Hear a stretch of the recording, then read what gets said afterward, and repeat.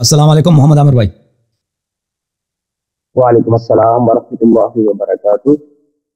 मोहम्मद खैरियत से हैं हसन इंशाल्लाह। भाई, अल्लाह ताला का बड़ा एहसान है। Thank you sir. आप सुनाएं, आप खैरियत से हैं? जी अल्हम्दुलिल्लाह। हसन भाई, आपके वक्त का बहुत शुक्रिया कि आप बराह रास्त अमेरिका से हमारे लिए हमारे सवालात के लिए वक्त निकालते हैं। फर्स्ट टाइम आपसे मुलाकात हो रही है। और सुनाए, आपके मिजाज कैसे हैं? अल्लाह आपको सलामती दे। थैंक यू सर, बहुत मेहरबानी है आपकी। कहाँ से ज़ामत कर रहे हैं आप? मोहम्मद हसन भाई, मैं पाकिस्तान से आपकी खिदमत में हाजिर हुआ हूँ चंद सवाल। Thank you so much. तशरीफ आवरी का बड़ा शुक्रिया। हुक्म करें जनाब। मोहम्मद हसन भाई, मेरा पहला सवाल वाक़या करबला के कॉन्टेक्स्ट में, मैं सिर्फ 4 सवाल आपसे करूंगा जी सर। और मैं उम्मीद करता हूँ कि आप मुझे मुदल्लल जो इनका सोल्यूशन है उसी हवाले से जो असल में तारीख है या रिवायात हमारे इल्म में आती हैं उन्हीं से बराह रास्त मुझे जवाब देंगे। मोहम्मद हसन भाई, मेरा पहला क्वेश्चन तो ये है कि जो वाक़या करबला हुआ, इतना एक बड़ा इंसिडेंट हुआ हमारी तारीख के अंदर। एक हज़रत हुसैन रज़ी अल्लाह ताला अन्हु एक मजलूमाना तरीके से शहीद कर दिया गया।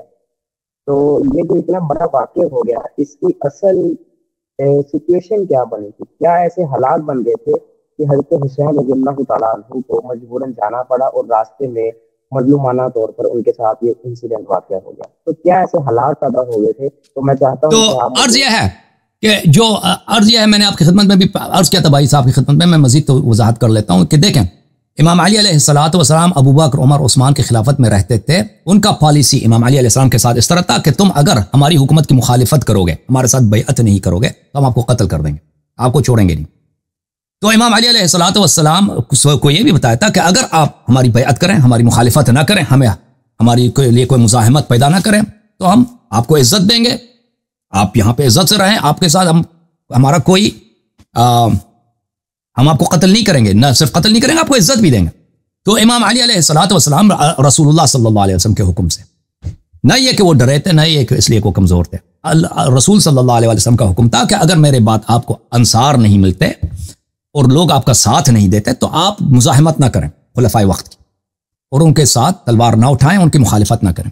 तो इमाम मौला अमीरुल मोमिनीन अलैहिस्सलाम ने उनके साथ मुखालिफत नहीं किया था, तलवार नहीं उठाया था, और वो अपनी ज़िंदगी गुजार रहे थे, वो अपनी प्राइवेट ज़िंदगी गुजार रहे थे। जो लोग उनसे इल्म से इस्तिफादा करना चाहते थे, कोई उनको अपना इमाम मानता था तो उनके वो हिदायत करते थे, लेकिन जो हुकूमती उमूर थी उनमें वो खुलफा के हाथ में था, उनके न कुछ लेना था न कुछ देना था मौला इमाम अली अलैहिस्सलाम का।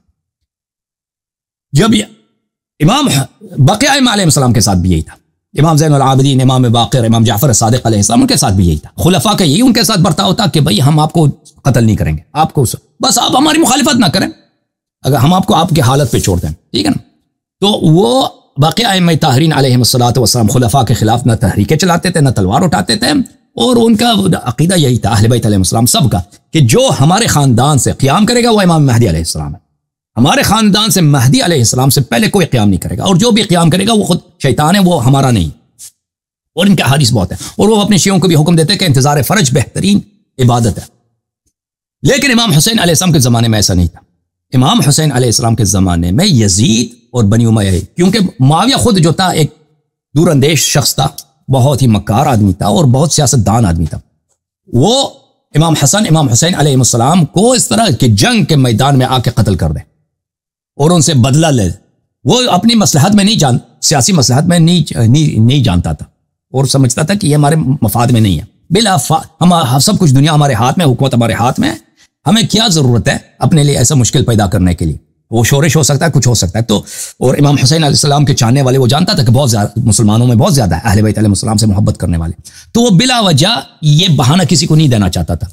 उसने अगर इमाम हसन अलैहिस्सलाम को कत्ल भी किया तो ऐसे कत्ल किया कि उसको मुआविया से रब्त ना दे सके, ठीक है ना। उससे जहर, चुपके से जहर दिलवा दिया। अब साबित करो कि मुआविया ने दिया, ये तो नामुमकिन काम है।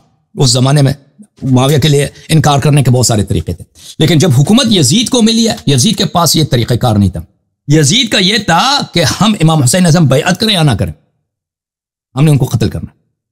इमाम हुसैन अलैहिस्सलातु वस्सलाम को कत्ल भी इस तरह नहीं कि चुपके से उसको जहर दे दें, नहीं, कत्ल इस तरह करना है कि भाई हमने बदला लेना है, बदर का, उहद का, फतह मक्का का, रसूल सल्लल्लाहु अलैहि वसल्लम ने बदला लेना कि हमारी जो बेइज्जती हुई है, हमारे खानदान की बेइज्जती हुई है, बदर में हमें शिकस्त, उहद में शिकस्त, अहज़ाब में बदतरीन शिकस्त, हुनैन में हमारी बेइज्जती हुई है, फतह मक्का ہمارے خداؤں کو ان لوگوں نے توڑا ہے. تو یہ تو پیغمبر صلی اللہ علیہ وسلم کو قبر سے نکالتے کہ بدلہ تو نہیں لے سکتے تھے نا. تو ان کے خاندان کے ساتھ، کیونکہ ان کا ذہن جاہلی والے ذہن تھا، قبائلی ذہن ہے کہ بنی ہاشم نے ہمارے ساتھ جو کیا ہے ہم بنی ہاشم کے ساتھ وہی کریں گے. تو اصل جو تھا واقعی کربلا کی اصل وجہ یہی ہے کہ امام حسین علیہ السلام کو کسی حالت میں زندہ نہیں رہنے دینا، ان سے بدلہ لینا.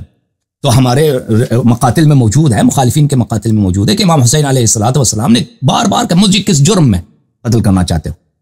روز عاشور امام حسین علیہ السلام نے اپنے خطبے میں کہا کہ کیا میں کلمہ کا منکر ہوں، شہادتین کا منکر ہوں؟ کیا میں نے دین میں اضافہ کیا ہے؟